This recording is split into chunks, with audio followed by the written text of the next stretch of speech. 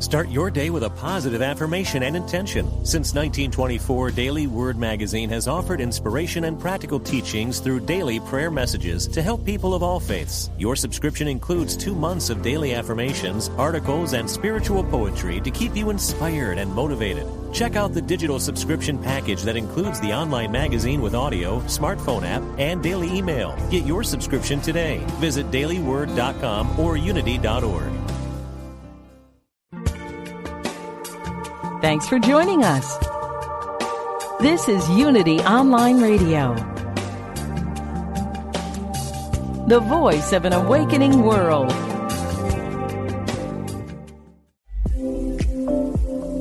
Learn the language of spirit. This is The Intuitive Life with Laura Wooster. Good afternoon and welcome to The Intuitive Life, where we walk together and support each other on the path to becoming more spiritually aware, enlightened, and inspired. My name is Laura Wooster, and we will be taking calls today for questions and readings. And the number here is 816-251-3555. Again, it's 816-251-3555. And just a couple of program notes or things that are on my calendar. November 18th, the event at Circles of Wisdom with myself and John Holland is sold out. There is a wait list, so if you do want to, if you wanted to get tickets for the event at Circles of Wisdom in Massachusetts, just go to circlesofwisdom.com and you can put yourself on the wait list for tickets there. There is still tickets available for the November 12th demonstration of mediumship in Quincy, Massachusetts, and that's a fundraiser for the First Spiritualist Church of Quincy. And you can go to my website at laurawooster.com for more information about that. Seating is very limited because it is a small church and there's only 50 seats, and there'll be raffles and messages and spirit art. So come on down, and we'll be delivering messages from spirit. It'll be myself and Lori Sheridan and Rita Berkowitz. And we'll also be doing another event at Circles of Wisdom in January, but the details have not been posted for that. But I can't believe I'm even talking about January. This has been the quickest year ever. But if you want any more information about whatever's on my calendar, you just go to laurawooster.com. It's LAURAWOOSTER.com. But I would love to get to my guest because we have so much to talk about. She's so multifaceted. There's so many things that this woman does. I have so much to ask her. My guest today is psychic and medical intuitive Julie Ryan. Julie is an inventor, an entrepreneur, and an author. And she's written Angelic Attendants: What Really Happens as We Transition from This Life into the Next, Angel Messages for Kids, and Angel Messages for Dogs. It's one of my favorite subjects is animals, so I can't wait to hear about this. Her podcast, Ask Julie Ryan, has listeners from all over the world, and many of whom call in to partake in Julie's buffet of psychicness. I love that. Welcome to the show, Julie. Thanks so much for having me. What a delight to be with you. Oh, I'm so glad you're on today. I have so much I want to ask you because you really you are I'm looking at your resume here, and an author, entrepreneur, an inventor, psychic, medium. I'm like, whoa, and then it goes on and on and on. When you were growing up, did you know that you were this psychic? No, I had no clue. I laugh. I say I'm not one of those psychics who's had dead people chasing her since childhood. If I did, I didn't know it, let alone what I would have done with that information. But no, I learned how to do all this. I call it woo-woo, all this woo-woo stuff that I do. No, I learned it. So do you think people can learn this, or do you think people are just born? Is it part of their life blueprint to eventually do it if they don't learn, if they don't see dead people when they're younger? What's your thoughts? Well, I know people can learn to do it because I learned to do it, number one. And number two, I teach a class to people all over the world. I think we've had people from, 12 or 13 countries from all walks of life. Wow. That have learned to do everything that I do. My feeling about this, Lauren, I know you probably feel the same way. Once you connect with spirit, then you have access to anything you need, whether you want to talk to the deceased or you want to, scan somebody medically or talk or scan a pet, do past life stuff. I can tell how close to death somebody is. It's all just connecting in with spirit, and then everything's all accessible. Yes. Yes, I'm on the same page with you. I think once we learn how to listen to that language of energy, then we can connect to all of that. I know some of us are a little more tuned into certain things than others. Because I mean, obviously, I can pick up some things when I'm doing connections with people when I'm reading them intuitively. I can pick up some medical things, but I wouldn't call myself a medical intuitive. But you obviously have a database because you invented surgical devices, so you have like all this data in that spirit can pull from you, right? To use to get that information. I'm an inventor of orthopedic surgery devices sold throughout the world and a former manufacturer of them as well. I sold my manufacturing company in 2015, so a few years ago. But I know enough to have a little bit of a familiarity with some of the healings that I see, but I also for a long time referred to an anatomy book, a good old-fashioned anatomy book that has color illustrations in it. And I would get from spirit, okay, the liver or something, and then I'd refer to the anatomy book and say, okay, I really want to know what a liver looks like. So that when I'm in there and I'm looking at this organ, I know, okay, that's a liver. So I did educate myself some on that. But the interesting thing about the medical, intuitive, and energy healing part of the equation in my world, which is what I do most of, simply because that's what my clients ask me to do, and my callers into my show ask for medical stuff. I see healings in the form, Laura, of something getting added, something getting removed. I watch procedures energetically all the time that emulate what I saw in operating rooms for all those years. And sometimes I see healings that utilize methodologies and devices that haven't been invented yet. Oh, wow. Regardless of what I'm seeing in my mind's eye, I'm very descriptive with my client or my caller, because what I've found throughout the years is if they can envision what I'm seeing in my mind's eye, it helps integrate the healing into their body, because the body's going to follow what the brain's telling it, even if the brain doesn't believe it to be true. May I give you an example of that? Absolutely. Yes, this is fascinating. My favorite example is, think of a time when you watched a scary movie on TV. It's almost Halloween, we got lots of scary movies that are being played. And your brain knew that it was pretend, but your heart might have felt like it was getting ready to jump out of your chest at any given moment. Right. So that's a great example, I think, of the body following what the brain's showing it, even if the brain doesn't believe it. Right. Yeah. So it's amazing how powerful our thoughts are. Mm-hmm. And so to be able so when you do medical and when you do medical intuitive readings, so would you say that it's actually, are you bringing through healing as well, or is it to offer your clients a tool for their healing? Does that make sense when I'm asking? Both. Okay. No medical provider, whether it be a surgeon or a doctor or a nurse or physical therapist or whatever, no healer, no witch doctor, no anybody heals anybody else. We all heal ourselves. And I like to talk in analogies a lot, Laura, because I believe it gives our human minds a frame of reference for all this woo-woo stuff that we're doing. And my analogy for this is, if you think about when somebody has surgery, at the end of the procedure, the surgeon's going to close the incision with either sutures or surgical staples. Mm-hmm. Well, the surgeon doesn't make the patient's skin grow back. The patient makes their own skin grow back. Mm-hmm. And that's what I find with any kind of healing. We facilitate, it's spirit working through me and with me to help facilitate the person healing themselves.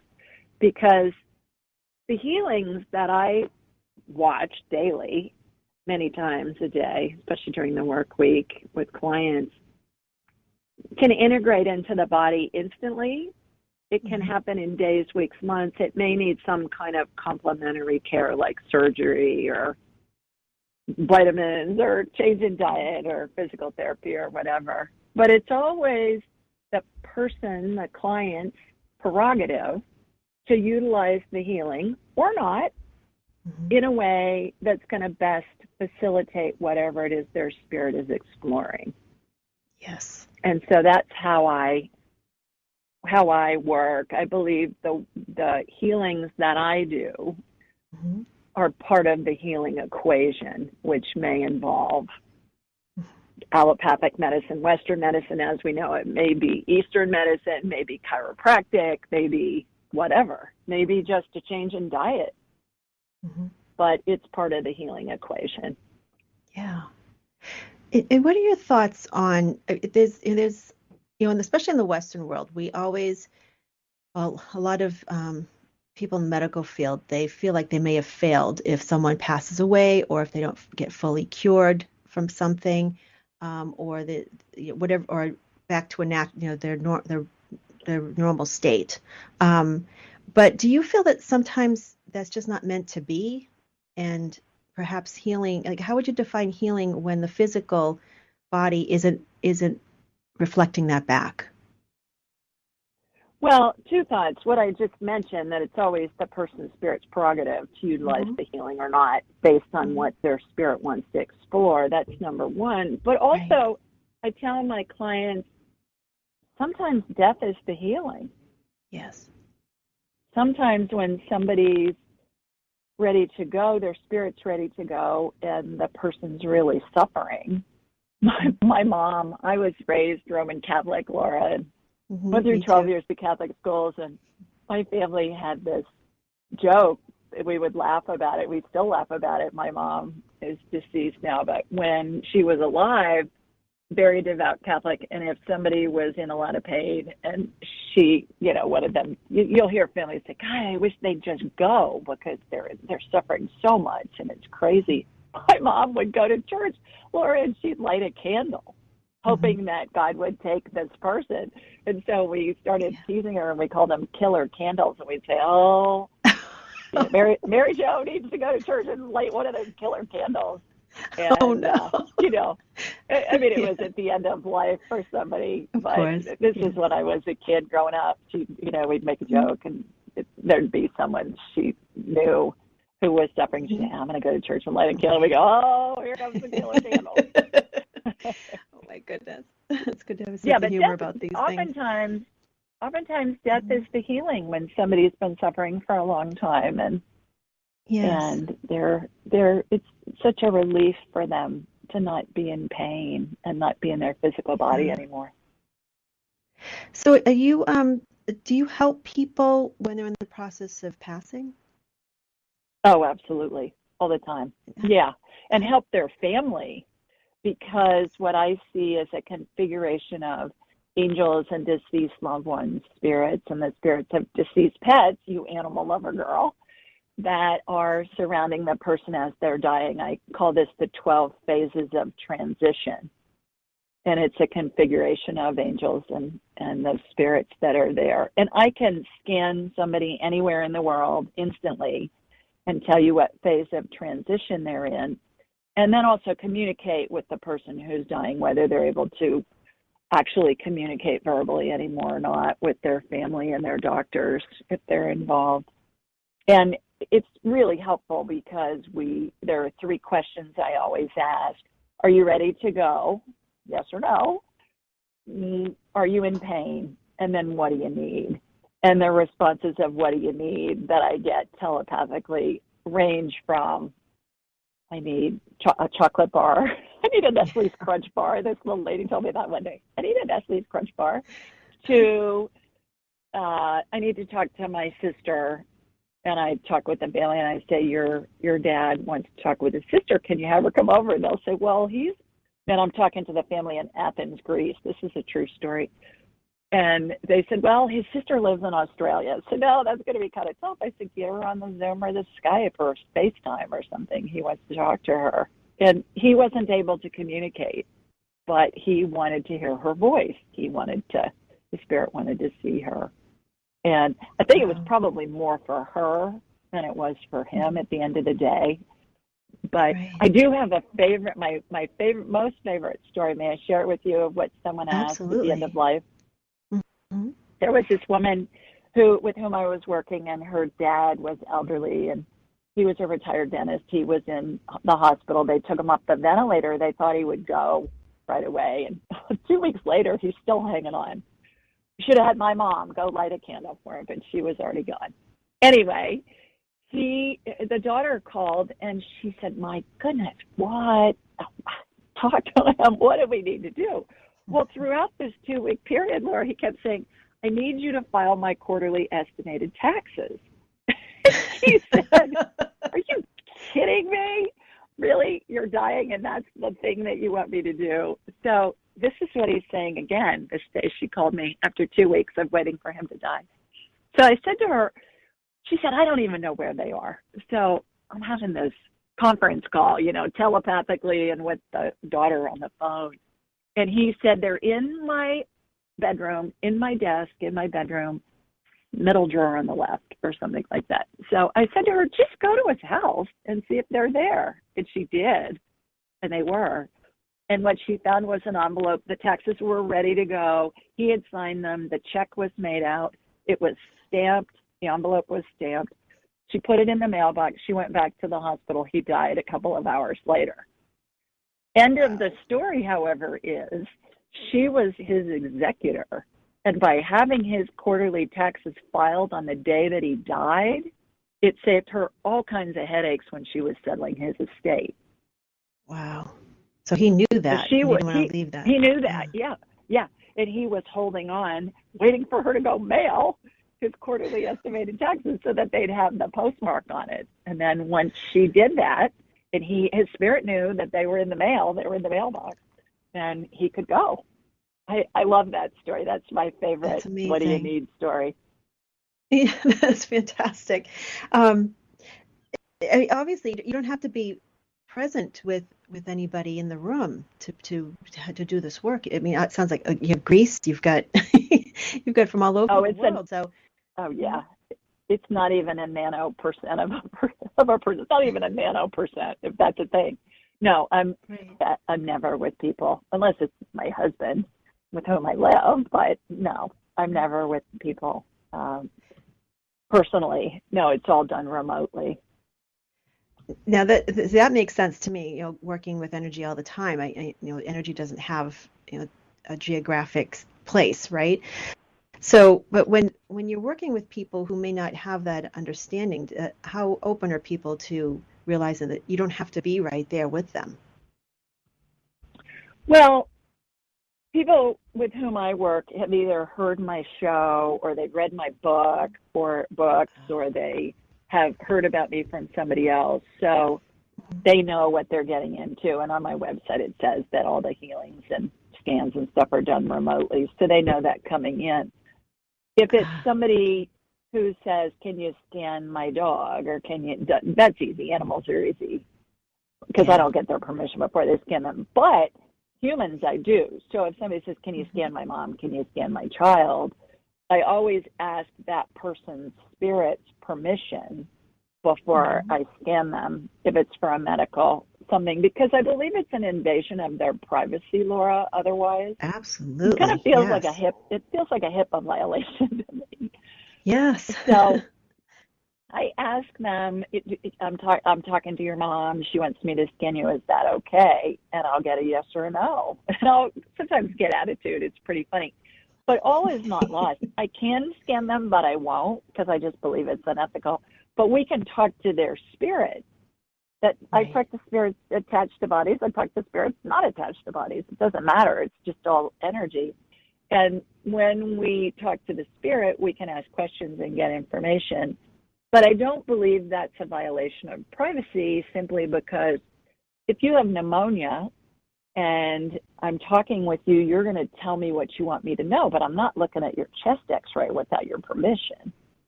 Right. So that's how I deal with that. So we can still get information, but I prefer to see what's going on if I can. And other interesting point, I don't scan people medically when they're dying. because the spirit is the power source for the body. And when somebody's dying, the spirit hangs on to the top of the head in a bubble configuration that reminds me of a cartoon caption, where the letters or thoughts of the character are placed in a cartoon. And so it would be as if I'm looking at an X-ray in a pitch black room without any lights. I don't see anything. So that's an important point. If somebody's dying, they'll say, well, can you do a healing? I'm going to say, no, but I can tell you what phase of transition they're in, and we can talk to their spirit telepathically. And it comes in really handy for the families, because oftentimes people are taking time off work and traveling quite a distance to be with their loved ones at the end of their life. So we're able to help with the logistics of all of it. So if someone is with someone who's in the process of dying, what are some things that they can expect to witness around their loved one, or for their loved one to actually experience as they're passing? Angels being around them, the maternal spirit closest to the person who's dying is the one that runs the show from the spirit world. So my mother's gone. If I was dying, it would be my mother running the show. If my mother was still alive, it would be my maternal grandmother. If she was still alive, it would be her mother, always on the maternal line. And then the paternal spirit on the maternal line is always there. So again, if my dad was still alive, it would be my maternal grandfather whose spirit would be there. And the maternal spirit is the one that calls in the angels, calls in the other deceased loved ones, calls in the spirits of the deceased pets that that person's had throughout all of their lifetime. And it's really a glorious vision. There's a family with whom I worked here in town. I live in Birmingham, Alabama, and this is a big Italian family, and I know one of the daughters-in-law. Her husband is one of 11 children. And his sister-in-law was dying, and I had given her the graphics for the 12 phases of transition. And the night that her sister-in-law was dying, she said, we just handed the graphics to whoever walked in the door. And she said, this is a big, loud, emotional family. And she said, there are probably 100 people in this house. She called me the night that she was dying, and she said, everybody's calm. She said, I've never seen his family so calm. We hand them the graphics. They see what's going on. It brings so much peace and comfort to the family. Beautiful. Beautiful. And these graphics are on my website. Anybody can see them, askjulieryan.com. And you'll see the 12 Wonderful. phases of transition. Well, that has to be so helpful for people, especially if someone's losing someone close to them and it's the first time they've really lost someone that close, especially like a parent or a sibling, or some people just don't know how to react or what to do when they feel helpless. And so to have that available for people to follow is what a gift. It's beautiful. Well, and there's been university-based research done on end-of-life patients, actually 1,400 patients, and by a doctor in Buffalo, New York, named Chris Kerr, Kerr, and his book is called Dying is But a Dream, Death is But a Dream. And he talks about how close to 90% of the people that he studied report seeing deceased loved ones in the spirits of deceased pets as they're approaching death. That's number one. And then you talk to anybody in hospice or anybody that's been in the medical field in the hospital and in a critical care unit or an ICU, or they've had patients who've passed, and they will tell you endless stories. One mom told me her 4-year-old son died, and she said, your book just gave me so much peace after the fact, because when my son was dying a couple of days before he died, he kept saying, Mommy, who are all these people? Who are these people? Can't you see all these people? Who are all these people? And it was all his deceased loved ones that had come to help. I call them the Welcome to Heaven Committee, like the Welcome Wagon Committee. The ladies that used to bring out a basket of fruit and candy, when you move into a new neighborhood. Yeah. And this is the Welcome to Heaven Committee. So there's lots of there are lots of stories, and I love Dr. Kerr's book. I tease him. I say, I love it when science catches up with woo-woo, because I believe that people have been able to see this since the beginning of time. And you growing up Catholic, you've been to Catholic funerals, and at the end of every Catholic funeral, Laura, they say a prayer or sing it called In Paradisum. The angels and your loved ones will greet you and lead you into paradise. Mm-hmm. And when I was writing the book, I did some research on that, found out it was a 5th century Gregorian chant. That's where it originated. So I have to believe that maybe it took till the 5th century till somebody was well educated enough that they could read and write down a prayer about what transpires. And certainly back then, some of the most learned people were men living in monasteries and synagogues. So I believe people have seen this since the beginning of time. And as we've become more well-educated, we've become more proof-based, and we want to see proof. Well, Dr. Kerr's book provides proof. Yeah, nobody ever goes home alone. That's for sure. That's right. And I had a friend of mine who recently lost a parent, and at one point towards the end, he said, "Why is this place so crowded?" Exactly. There's so many people joining in to take him home. So we're going to be going to a break in just a couple of moments, and so we'll be taking your calls. It's 816-251-3555, and today I'm speaking with Julie Ryan, and you can check out her website at askjulieryan.com. And Julie is a psychic and a medical intuitive. So if you have, and can you in mediumship as well, correct? Obviously, because buffet of psychicness. Oh yeah. Yes, do it all. Absolutely. Yes. So so feel free to call in, and we'll be back just after the break with Julie Ryan.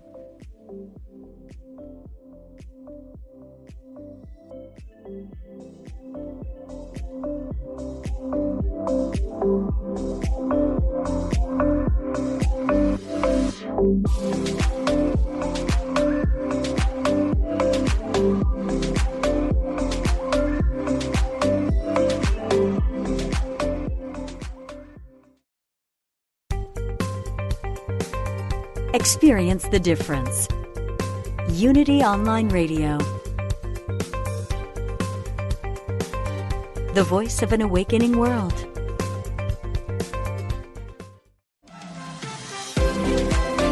Welcome back to The Intuitive Life with Laura Wooster. Welcome back, everyone. And today I'm speaking with psychic and medical intuitive Julie Ryan. Now, Julie, I'm a big animal fan, and I'm thrilled to see that you have books here about dogs. Angel Messages for Dogs. Is that for people who've lost animals, or what is that book about? It's a children's book, Laura. I have had so many moms over the years say, "Can you please write a book for my child that they'll understand what happens when grandma dies?" Because we'll say, "Grandma's in heaven," and they'll say, "No, she's not. She's asleep in that box up there." There's a funeral home. "She's asleep in that box up there." And to help them understand. And then I've had moms throughout the years say, "Can you please write a children's book so that I can understand, so that I can help my child understand past lives, because he knows things about past lives that we've been able to corroborate with historic documents. This kid can't even read yet." And then the last one is, "Can you help me explain to my child how he can communicate with my deceased grandfather or somebody else when my granddad's been dead for 10 years and he tells me stuff about my grandfather that there's no way he would know because he's 3 and my grandfather never met him." And so that's when the Angel Messages for Kids, Angel Messages for Dogs, those children's books came out. And they have darling illustrations in them, Laura, and they're as much for the adults as they are for the children. And Angel Messages for Cats is coming out in a month. So that's the newest in the series. That is awesome. I have to pick up those books because my granddaughter would love them. So I'm going to check that out for sure. So we're going to go to our callers. We've got a few who've been on the line ever since the beginning of the hour. Thank you so much for hanging on, everybody. So let's see. Let's go to Sandra. Oh, hello, Sandra. Good afternoon. I'm so glad Hi, that you have Julie. I love you, Julie. I Hi, love you, Sandra. Laura. Thank you. Yes, I have followed your show, so this was a pleasant surprise today. So thank you. Love right back at you, babe. Awesome. Love right back at you, babe. Yes, I am a dog lover too, big time. My baby girls. So the reason why I'm calling, I've had a lot of spiritual experiences through the years. Some, like seeing Native American, a young boy, like a teenage boy, I would say, when I was out hiking in the forest, and he was by the water, by the dam. My friend was channeling one day, and he turned and looked at me, and half of his face was red, like midline, half the face lengthwise. And when he looked at me, I saw the soul of another. His eyes were not his any longer. And it almost felt like I was being prepared for battle of somewhat. And I did go through a battle. I went through a big battle after I lost my son, just emotional. Just before, and my mom visited me in a brilliant light. That was phenomenal. Just 3 months after she had passed. And right when COVID started, we were on the lockdown and I couldn't work. We were all home. My husband was continuing to work. He didn't have to stay home. And he walked into the room, and I saw him illuminated in a golden aura and purple, deep, deep, deep purple. Half of his face was very defined, and the other half there was like a cloudy apparition over him. And he was channeling like spontaneously, and has never done it before, and hasn't happened to him since. But I witnessed it. And he doesn't want to talk about what he saw because it wasn't really good. But I just feel like there's something more that I'm supposed to be doing besides customer service work. And who was channeling, Sandra? Was that your husband was channeling? Yes. Interesting. Yes. And I witnessed it. I watched this spirit. It was like a cloudy mist of a face right over his. Yeah, but the colors of his aura were so vibrant and deep. I mean, it was like a regal purple, like royal purple, like golden yellow. But that purple seemed to seal it. It was almost like the purple was a cloak of protection. Years ago I went through healing touch, so I definitely am more attuned to energy, and it was around the same time that I began seeing auras. I also was driving home on a highway from work one day, and I actually had an out-of-body experience that I will never be able to forget. It was just quite an experience, and there was a pickup truck on the side of the road with two people at the tailgate, and they had a black dog with them. I've had two black dogs in my life, one before and one after that. But it's just like more and more of these things that I don't really know how to explain happen, and I don't question them because I know they're quite valid, but I know that there's something more I should be doing. Or just any suggestions that you have? My last recent one was seeing the date, February 22nd, 2022 flash, and I was just going to sleep, but I was wide awake. At first, it was February 22nd in big. It was like red background and black letters, and then it was in February 12th and smaller, and then it repeated the 22nd. And then I just realized. I just found recently that Pluto is supposed to be in some type of not Pluto. Neptune will be at 22 degrees on 02/22/2022. So I don't know if this is something that's in astrology that is going to happen that I'm trying to tune into, or what? Okay. What do you think about that, Julie? When someone sees dates and things, like how do people discern what exactly that could possibly mean? Well, when we see sequences of numbers like that, Sandra, it's our spirit letting us know we're in alignment and we're being led. You're being led with all this stuff that you're seeing and experiencing. You're being led to look more into this, and it that's how it works, one step at a time. And you'll read a book, and then you'll be led to another book, and you'll be led to listen to Laura's show, and then maybe you're led to check out a website or something like that, and or take a class. What comes up for me is consider taking my class, Angelic Attendant Training. People from all over the world do it. I limited to 12 people, and you learn how to do everything that I do in 4 Saturdays, about 3 hours each Saturday. And it's remarkable how these people that come in, they can't do any of this stuff. And at the end of 4 weeks, they can do all of it. And plus, it's a blast. It is so much fun. And then you're in a community of people that have graduated from all over the world who they work together. There's stuff that goes on throughout the week, like 7 or 8 times a week. Anybody that wants to can get together. So consider that. Consider taking other classes and learning other things, and you'll be led.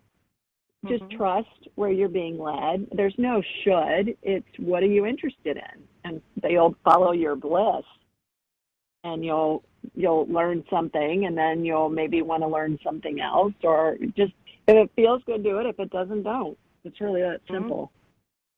Do you have any? Do you see anything for me? Feel it? Meaning, I guess just anything. Well, yeah, you're being led to learn more about this, to learn how to do it. Yeah. And then it'll all unfold. That's the big thing is you're being led with these numbers and with the things that you're seeing. Because nothing happens randomly. There are no coincidences in life. So you're being led to explore it further, and then you'll again be led to what does that mean? I'm a businesswoman and an inventor. If you would have told me 5 years ago I'd be doing this stuff full time, I'd be saying, yeah, well, have another glass of wine. I'm not doing that. I'm a businesswoman. So, yeah. As a matter of fact, how Angelic Attendant, my book came about, my spirit guide, this dead Pope named Pope Clement VI, showed up, and he said, you're supposed to teach the world what happens when somebody dies. And I said, no, I'm not doing that. I'm a businesswoman. People will think I'm nuts. And he goes, yeah, just get on with it. And when I looked him up, ladies, he was in office during the Black Plague when 2/3 of Europe died, and he's best known for his prayers for the dying and his prayers for the dead. And it still took me several years to get the courage to put myself out there with this. So you'll be led. Yeah. I feel as though I am, and I just don't want to trip over my own feet. And I do believe it gets step by step, and a little is revealed at the time you're supposed to receive it. It can't be all at once, or it would be overwhelming and frightening. Exactly. And yes. I say that to others because they always want more, but it doesn't work that way. We're meant to. Yeah. It's meant to develop and unfold a little bit at a time. But you got to take action. You got to take action. Exactly. So your Saturdays, as I work on Saturdays, what time is your classes? All that's on my website, AskJulieRyan.com. You can learn it all on my website. Okay. All right. Yeah. Well, I thank you so much. I will certainly look into that. I hope that I can make that work. Good. And I love that you kind of answered your own question too, because it was like just keep little by little, just take a step, and then the next step will be revealed.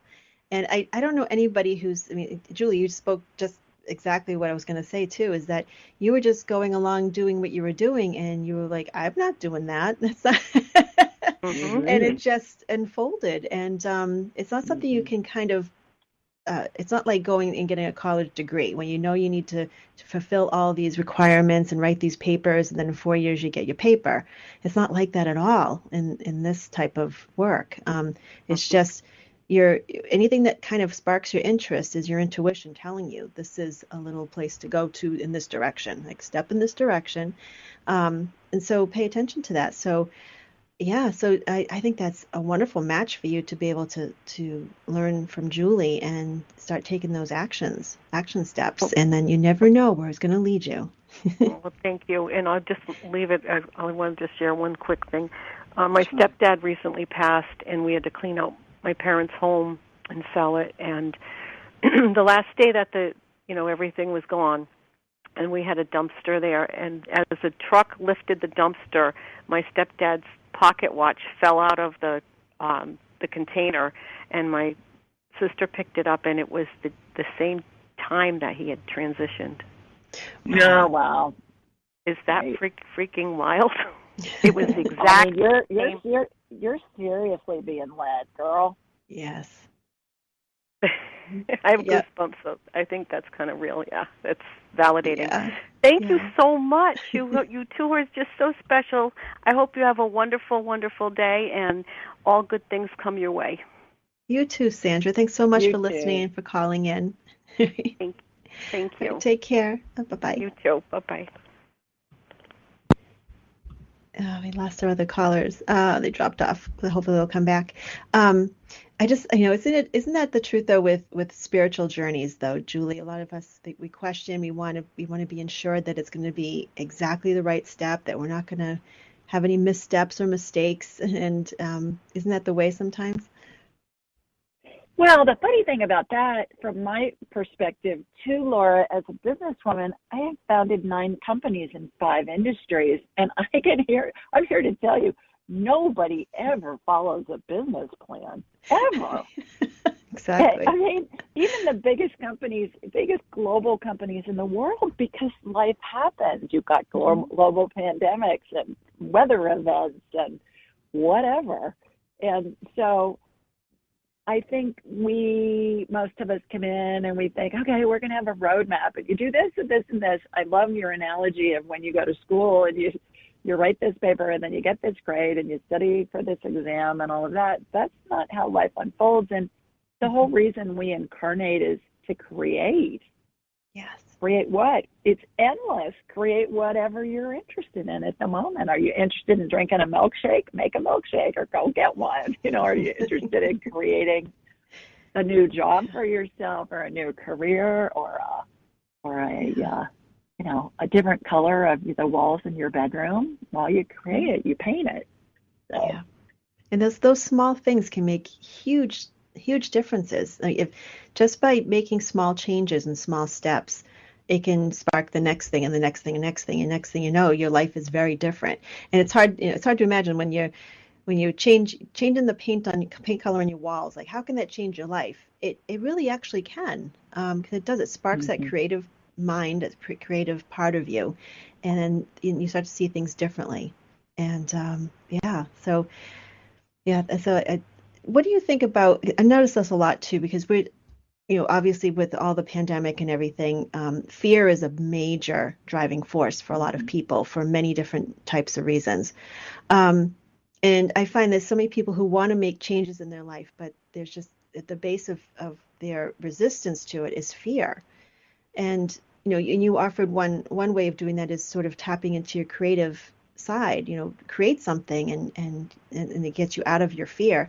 What are some other suggestions that you could offer for people who just to live life like to the fullest and to not live from a place of fear? Great question. I have a technique that I teach, and it's called the 2-minute rule, Laura. Mm-hmm. And here's how it goes. Our heads are big satellite dishes, you know this, and we receive and we transmit frequencies. Mm-hmm. Every thought has a frequency, and thoughts originate in the ethers. We pull them in based on what we're thinking about at any given time. When we have a thought that feels neutral or good, we're in alignment with our spirit. When we have a thought that feels badly, it's based in fear, and it's our internal GPS system that we all have. It's also known as emotion. It's our internal GPS system saying, hey, you need to investigate this. Takes a nanosecond. So any thought that feels badly is based in fear, to your point. 2 kinds of fear. There's rational fear, something's going to harm you or kill you, change the conditions. And then there's irrational fear. which is false. It's fake news. Don't you love that term? It's fake news. And it's something that we're making up. So what we want to do is we want to change the channel. It's like thoughts are broadcast on a radio station. 94.7 megahertz is classic rock. You want to change the channel if you want to listen to country or whatever. So here's how you change the channel. You say to yourself, is this going to kill me in the next 2 minutes? I call it the 2-minute rule. And That's if great. it is, get out of the road before the bus runs you over, right? Don't stay in the road when the bus is coming towards you. Uh-huh. And if it's not, then it's a false fear. It's an irrational fear based on a limiting belief that's false. And as soon as you ask that question, Laura, what happens is you go back into alignment with spirit, because curiosity is based in love. Curiosity is interesting. You want to know more. Mm-hmm. And then spirit can communicate with us.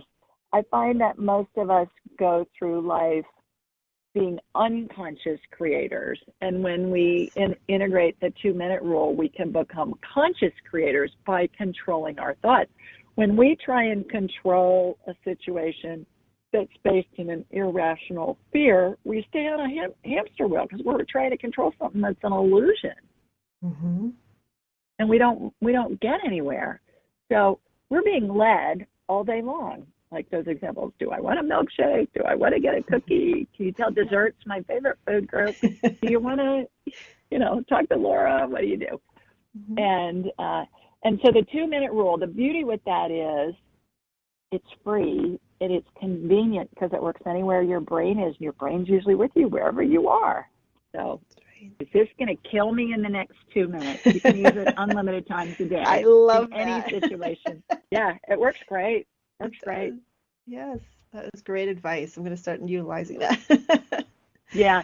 The other thing I think with what the 2-minute rule does, Laura, is it brings us back to the moment.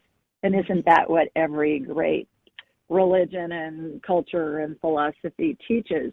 So when we're getting upset about something that isn't imminent, it's not going to kill us in 2 minutes, we're using our imagination to envision things that most likely will never happen. And so when we bring it back, do you have enough air to breathe? Do you have water to drink? Do you have a roof over your head? Do you have food? Do you have a car? Or whatever. It brings it back in and gets our imagination back in check. Nice. It gets perspective. That's awesome. I'm going to start using that. That's really good advice. And just to do a 180 here, I want to go back to the pets because I'm all about the animals here. So, so when so I know a lot of people who have dogs and cats and everything, and they would love to learn how to communicate with their animals better. Do pets communicate the same way we do? And how can we communicate with our pets? Oh yeah, telepathically. Mm-hmm. Spirits of any kind. You want to talk to a dog or a cat or a snake or a tree or a person or a spirit that's deceased, all you have to do is just ask either out loud or make a statement out loud or in your head, and they're going to answer you within a second. And it's going to feel like it's your thought coming in. How you know it's spirit is it comes in within a nanosecond. Sometimes their answer will come in before the thought is even thought out all the way. Mm-hmm. And that's because time doesn't exist in the spirit world. Time is a human creation. So if we're having a thought, let's say, and you connect with anybody, whether you knew them or not, any spirit, who you want to talk to, Moses, Aristotle, Shakespeare, whoever, doesn't matter. And you just think of them, and then that connects your satellite dish head with their frequency. Every spirit has a frequency they keep throughout all their lifetimes. Yes. So it connects to their frequency, and then you just say something either aloud or in your head, and they're going to respond back. The analogy I use for how easy this is some of us are old enough to remember a TV show, Bewitched, was on in the 60s and 70s. And the main character who was a witch married a mortal, for those of you that don't know, haven't seen the show. And so she would yell, Samantha Stevens was the main character who was the witch, and she'd yell, "Mother," and her mother Endora would come in right away, or Uncle Arthur or Dr. Bombay, and their spirit would, that witch would show up or a warlock would show up right away. That's how spirits work. You just think of them and then you're connected to them. So if you want to talk to your pet, you just ask them questions either aloud or in your head, and you're going to get a statement as fast as you can. You'll get an answer as fast as you can snap your fingers. And then you keep asking questions and you'll get information.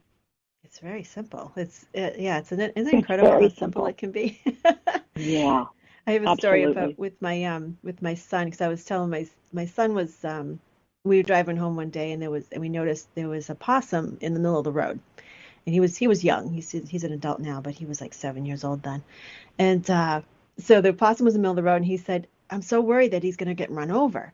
And I said, "Well, you got to let him know, to tell him to go back into the woods." And he's like, "How am I supposed to do that?" And I said, "Well, just picture in your head, tell him in your head to go back into the woods." And so he went over, and he kneeled down about 10 feet away from him and just looked at him. And then the possum slowly turned toward him and then turned back towards the woods and disappeared into the woods. And he just went, "No way." And I said, what did you say to the possum in your head? He goes, "Well, I just had like this cartoon in my head of seeing the possum running into the woods." And that's exactly what happened. As soon as I pictured it, it happened. And he said, "I can't believe that happened." I said, "Well, it's that simple." It is. Yeah, it is. Was really funny. I think woo-woo is way complicated unnecessarily. Yes. And has been. And that goes back to control. People want you to have a guru or whatever, but it's just, yes. I laugh. I say, you don't need to be chanting under crystals in a yurk with your right foot raised and your left hand down by your waist and, twirl around 3 times. You just ask a question in your head or aloud, and you connect to the person or the spirit, whether it be an animal or a human spirit or a tree or whatever, a flower. And then it's really that simple. And everybody has the ability. It's just a matter of developing and enhancing it. I laugh. I say, I can teach you to play chopsticks, but it doesn't mean you're going to be a concert pianist tomorrow. Right. The more you practice, the better you get at it. So exactly. I always tell people, practice it with stuff that doesn't matter. Is it in my best interest to eat this chocolate chip cookie or this peanut butter cookie? Really, in the scope of your life, it doesn't matter, but you're going to get an answer.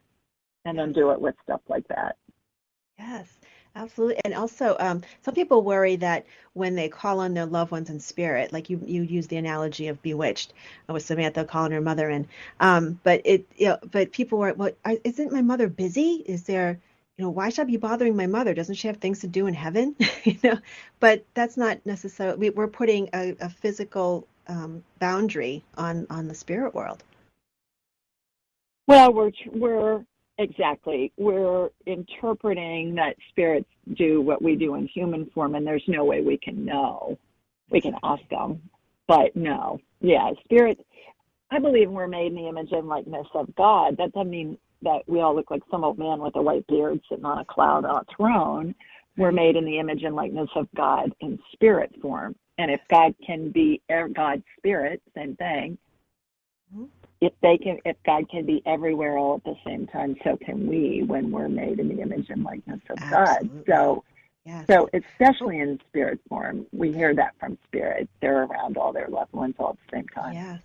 I can't believe we're at the end of the show. Julie, you wanted to give away books to people. How did they do that? Yeah, just go to AskJulieRyan.com, click on the Ask Julie button, put a note in there, say, hey, I heard John Laura's show. I'd like a copy of your book, and we'll send you a free copy of the digital and the audiobook version. And if you have little kids, say, I'd like a copy of the kids' books, and we'll send you those too as a gift for listening today. Oh, wonderful. Thank you so much, Julie. This has been wonderful. Thank you for listening to Unity Online Radio, the voice of an awakening world.